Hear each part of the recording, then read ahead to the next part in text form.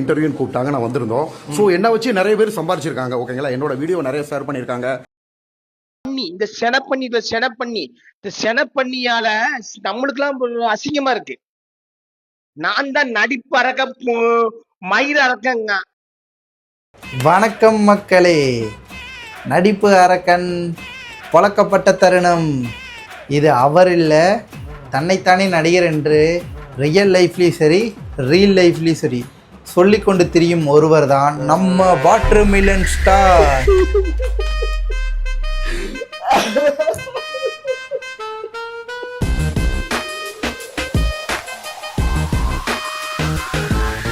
பொதுவாக இன்ஸ்டாகிராமில் நம்ம ஃபேமஸ் ஆகணும்னா 2 விஷயம் பண்ணணும். ஒன்று நம்ம பொண்ணாக இருக்கணும். அது எங்க இருக்கு? இன்னொன்று நம்ம அதான் நெக்ஸ்ட்லப்பா கோமளித்தனமாகவும் தற்கொலைத்தனமாகவும் பண்ணால் சீக்கிரம் ஃபேமஸ் ஆகலாம்னு சொல்லிட்டு நிறைய பேர் நம்பிட்டு இருக்காங்க. அப்படிலாம் கிடையாது.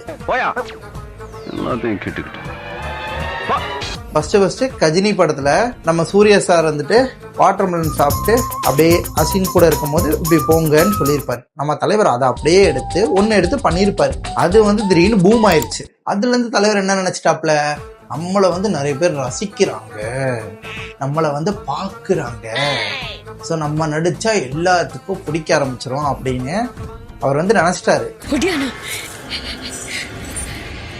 அது வரைக்கும் கங்காவே அந்த மாதிரி ஒரு நிலை ஃபேமஸ் ஆயிட்டாருன்னு சொல்லிட்டு அவர் சும்மா இல்லாம கூட 2-3 சீனையும் சேர்த்து விடுவோம்னு சொல்லிட்டு அவருக்கு எதுலாம் ஈஸியா வருமோ அவர் பார்த்த சில படத்துல அதெல்லாம் எடுத்துக்கிட்டாரு.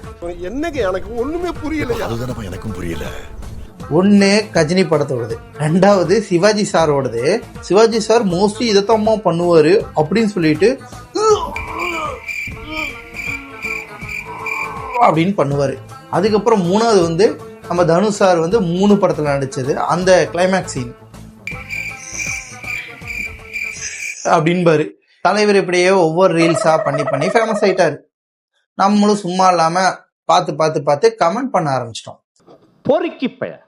தலை நீதான் தலை அடித்து நடிப்பு அரக்கன், நீதான் அடுத்து எல்லாம் இப்படி நம்ம ஏத்தி விட்டது. தலைவன் ஜிங்குன்னு ஆட ஆரம்பிச்சிட்டாப்ல. இது கூட பரவாயில்ல, போற இடத்துல எல்லாம் இன்டர்வியூல அவரே ஒரு செட் ஆஃப் கொஸ்டின் ப்ரிப்பேர் பண்ணிக்கிறாரு. ப்ரிப்பேர் பண்ணிட்டு இந்த கொஸ்டின் தாம்மா நீ கேட்கணும், இதுதாம்மா நீ பண்ணணும், இதுதாம்மா என்ன நீ கேட்கணும்னு சொல்லி அவரே ஆர்டர் போட்டு வச்சிடறாரு. தலைவன் எங்க இருந்து தெரியுமா கொஞ்சம் திமிரு தெரிய ஆரம்பிச்சது. ஒரு பிரஸ் ரிப்போர்ட்டர் ஒருத்தர் அவரை வச்சு செஞ்சிருப்பாரு. ஆக்சுவலா அவர் கேட்டதெல்லாம் உண்மைதான், இல்லைன்னு சொல்றேன். ஏன்னா இவர் ரொம்ப ஆட ஆரம்பிச்சிட்டாப்ல. தான் தான் இனி எல்லாம் ரொம்ப ஓவரா ஆட ஆரம்பிச்சிட்டாப்ல. ஒரு இன்டர்வியூ டைம்ல அவரை சூரி சாரை கூட கம்பேர் பண்ணி பேசியிருப்பான், அதை உள்ள இழுத்து பேசியிருப்பான். ஸோ நம்மலாம் சூரி சார் மாதிரிலாம் நடிக்க மாட்டோமா, அவங்களுக்கு படிப்பு இல்லை. இப்ப நான் ஆல்ரெடி ஒரு பெரிய ப்ரொஃபஷனா ஒண்ணுமே இல்லாம 500 ரூபாய்க்கு 1000 ரூபாய்க்கு இப்பெல்லாம் நடிக்க முடியாது. ஒரு ப்ரொஃபஷனல்ல இருந்து இன்னொரு ப்ரொஃபஷனல் வரும்போது நம்ம 50 லட்சம் இருந்தாதாம ஹீரோ கேரக்டர் படம் நடிப்போம். அவங்களுக்கு ஒரு ரியல் டைலாக் கொடுக்கும் போது அங்க திணறாங்க. இல்ல எனக்கு புரியல. ரீசெண்டா பாத்தீங்கன்னா ஆர்ஜே பாலாஜி சாரோடைய டைரக்ஷன்ல சூர்யா சார் நடிச்சு வெளிவர படத்தோட பேரு தான் கருப்பு. நம்ம தலைவர் என்ன நினைச்சாருன்னு தெரியல, இப்ப வராது எல்லாத்துலயுமே அவரை உள்ள நுழைக்க ஆரம்பிச்சிட்டாப்ல.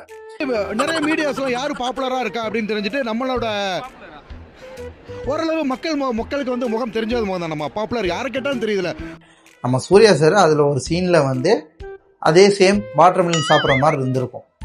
உடனே சில தற்கொலைங்களை எல்லாருமே சூர்யா சார் கூடயும் நம்ம சின்ன பையன் வாட்டர்மெலன் சாரையும் கம்பேர் பண்ணி போஸ்ட் போட ஆரம்பிச்சிட்டாங்க.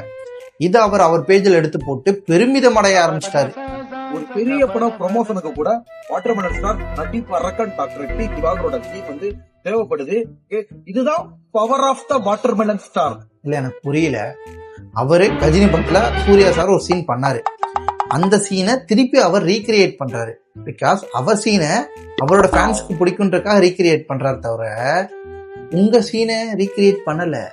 நடுவுல நீங்க தான் கஜினி படத்துல இருந்து உள்ள நுழைஞ்சிட்டீங்க. இதுக்கப்புறம் நம்ம இந்த டீசர் ரிலீஸ் ஆனதுக்கப்புறம் ஜெயா டிவி சும்மா இல்லாம கஜினி படத்துல அந்த வாட்டர்மெலன் சீனோட ஒரு போஸ்டையும் கீழே இப்ப கருப்புல இருக்க ஒரு போஸ்டையும் சேர்த்து மெர்ஜ் பண்ணி ஹூ இஸ் த ரியல் ஓஜின்னு சொல்லி போட்டிருப்பாங்க. இதுவே ரொம்ப தப்பான போஸ்ட், தப்பான கொஸ்டினும் கூட.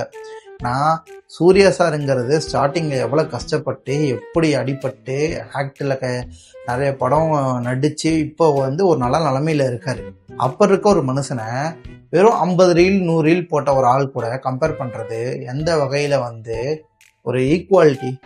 ஆல்ரெடி பெரிய பெரிய ஆர்டிஸ்ட் நடிச்சதை, அவங்க பாட்டு பாடி நடிச்சதை இவங்க எடுத்து ரீல்ஸா போடுறாங்க. அதானுங்க ரீல்ஸ்.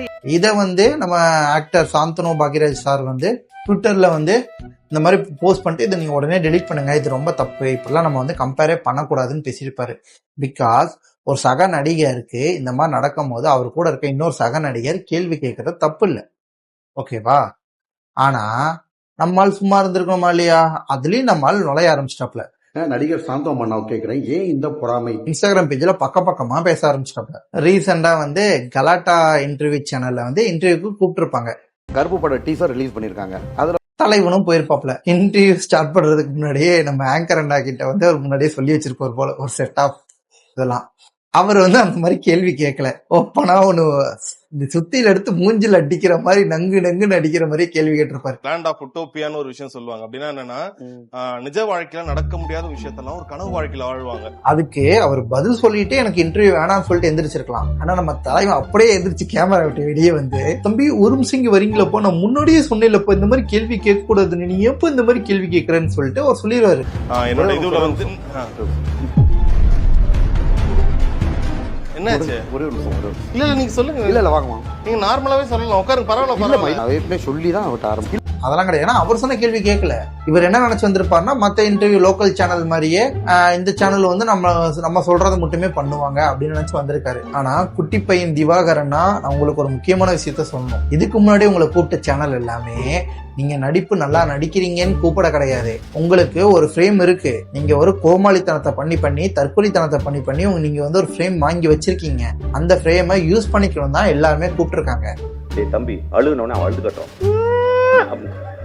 ஓத்தா எனக்கு ஏதாவது வச்சு உங்களோட வாயில பிடிக்கும் போல. ஆனா கலாட்டா சேனல்ங்கிறது அப்படி கிடையாது. அவங்க வந்து கொஞ்சமாவது உங்களுக்கு புரியணும், இதுக்கப்புறமா நீங்க வந்து ஒழுங்கா வீடியோ போடணும்ன்ற ஒரு நல்ல எண்ணத்துல தான் கூப்பிட்டுருப்பாங்க எனக்கு தெரிஞ்சு. இது வந்து கேமரா ரெக்கார்ட் எல்லாம் முன்னாடி பேசுறாரு. ஏன் சூர்யா இது பண்றாங்க? நான் சூர்யாவுக்கு மேலமா அப்ப அவரோட மூளையில எந்த அளவுக்கு அவரை என்ன மாதிரி நினைச்சிருக்காரு. ஆனா நம்ம தலைவன் அங்கேயும் போயிட்டு வாய் விட்டு வம்பிழுத்துட்டு வந்திருப்பாரு. உடனே அங்கே போன் எடுத்து இந்த மாதிரி என்ன சேனல் கூப்பிட்டாங்க, எல்லாருமே என்ன கலாய்க்கிறாங்க, என்ன கொலை மிரட்டல் விடுறாங்க அப்படின்னு சொல்லிட்டு நிறைய லைவ் எல்லாம் போட ஆரம்பிச்சிருப்பாரு. இதோட ஹைலைட்னா அவர் பேஜ்ல வந்து பக்கமா பேசியிருப்பாரு. அந்த ஆங்கர் வந்து சரியில்லை, அங்க வந்து பேசுறது சரியில்லை, அவங்க வந்து உரிமையில பேசுறாங்க ஆச்சா பூச்சான்னு சொல்லியிருப்பார்ல. உடனே நம்ம பேஜுக்கு வந்து நம்ம வீடியோ போடுறோம். அப்ப நம்ம எப்படி வீடியோ போடணும்?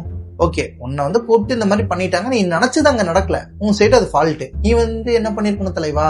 நவீன் வந்து உன்னதான் கேக்குறேன், நல்ல குடும்பத்துலதான் பிறந்தாப்பியா, எந்த கையில கழுவுறாரோ அந்த கையிலே சாப்பிடுற வாதம் பக்கவாதத்தால பாதிக்கப்பட்டு நான் போட்ட பிச்சை கலாட்டா சேனலுக்கு அது. ஏன் தலைவா உன்னோட மரியாதையை நீயே கெடுத்துக்கிற? ரீசெண்டா சென்னையில ஒரு ஸ்கூல்ல வந்து தலைவனை வந்து சீஃப் கெஸ்டுக்கு கூப்பிட்டு இருப்பாங்க. தலைவர் அப்படியே 32 பல்லு தெரியற அளவுக்கு போவாரு. அங்க போயிட்டு ஸ்கூல் பசங்களை போட்டோ எடுக்கும்போது அவர் நடிப்பு திறமை எல்லாத்தையும் தெரிவிக்க விட்டுருப்பாரு.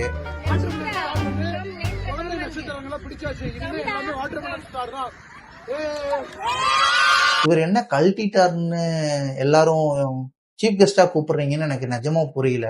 நான் ஸ்கூல் படிக்கும் போது, நான் காலேஜ் படிக்கும் போதெல்லாம் யாராவது ஒரு சாதனையாளரையோ இல்ல ஒரு கவர்மெண்ட்ல ஹையர் பொசிஷன்ல இருக்க யாராவது ஒருத்தரை தான் சீஃப் கெஸ்டா கூப்பிடுவாங்க. ஏன் அப்படி சீஃப் கெஸ்டா கூப்பிடுறாங்கன்னா, அவர் வந்து நிறைய விஷயம் சாதிச்சிருப்பாரு, நிறைய விஷயம் கத்துக்கிட்டு இருப்பாரு, அவர் நிறைய பேசுறதுக்கு இருக்கும். அவரை பார்த்து நாங்க ரோல் மாடலா எடுத்துக்கிட்டு அதே ஸ்டேஜுக்கு நாங்க வளரணும்ன்றதுக்காக. ஆனா இப்பெல்லாம் கேமரா பிடிச்சி ரீல் போட ஆரம்பிச்சவங்களாம் சீஃப் கெஸ்ட் ஆயிட்டான். அவங்க சாதனை எதுவும் பண்ணல, கோமாளித்தனம் தான் பண்ணியிருக்கானுங்க. அப்ப அவங்கள கூப்பிடும் போது டிவியில மற்ற சோசியல் மீடியாலாம் இவர் இந்த ஸ்கூலுக்கு போயிருக்கானுமா, ஸ்கூலுக்கு ஒரு பப்ளிசிட்டி கிடைக்கும்ல. அப்பயும் எந்த நல்லெண்ணமும் கிடையாது, அவங்க உங்க மூலமா ஒரு பப்ளிசிட்டி கிரியேட் பண்ணிக்கிறாங்க. அப்போ அங்க படிக்கிற அந்த மக்கள் தான் அந்த இடத்துல முட்டாளாகிறாங்க. அந்த மாணவர்கள் என்ன நினைப்பாங்க, எங்க ஜென்ரேஷன்ல நான் ஒரு பெரிய போலீஸ் ஆகணும், பெரிய வக்கீல் ஆகணும், ஓகே நான் இவரை மாதிரி பெரிய ஆக்டர் ஆகணும். இப்ப இருக்க ஆண்டுங்களும் என்ன தெரியுமா நினைக்கிறாங்க, ஒரு போன் எடுத்துட்டு நான் பெரிய இன்ஸ்டாகிராம் இன்ஃபுளுசர் ஆகணும், நான் பெரிய யூடியூபர் ஆகணும். தப்பு கிடையாது, நீங்க ஆளுங்க இல்லைன்னு நான் சொல்லலை, ஓகேவா? ஆனா அதுக்கு ஒரு நல்ல முறையில நல்ல விதத்துல வீடியோ பண்ணணும். ஆனா கோமாளித்தனமாவும் தற்கொலைத்தனமா வீடியோ பண்றது எந்த வகையில நியாயம்? திவாகரன்னா இப்பவும் சொல்றேன், நல்லா புரிஞ்சுக்கோங்க, நீங்க வந்து தெரிஞ்சு பண்ணல, எல்லாமே தெரிஞ்சுக்கிட்டு அப்படிதான் பண்ணிட்டு இருக்கீங்க. இதுக்கப்புறமாச்சும் அடுத்தவங்களை ஹர்ட் பண்ணாத மாதிரி ஒரு நல்ல வீடியோவை போட ஆரம்பிங்க. ஒருத்தர் உங்களை இன்டர்வியூ கூப்பிடுறாங்கன்னா அங்க வந்து டீசெண்டா நடந்துக்கோங்க. உங்களுக்கு அந்த இடத்துல இன்டர்வியூல பேச பிடிக்கலையா, உடனே எஞ்சி வந்துருங்க. அதை விட்டுட்டு அந்த இன்டர்வியூ எடுத்த ஆங்கரை வந்து தப்பா பேசுறதா இருக்கட்டும், அவங்க ஃபேமிலி தப்பா பேசுறதா இருக்கட்டும், இதெல்லாம் ரொம்ப ரொம்ப தப்பு. புரியுதா?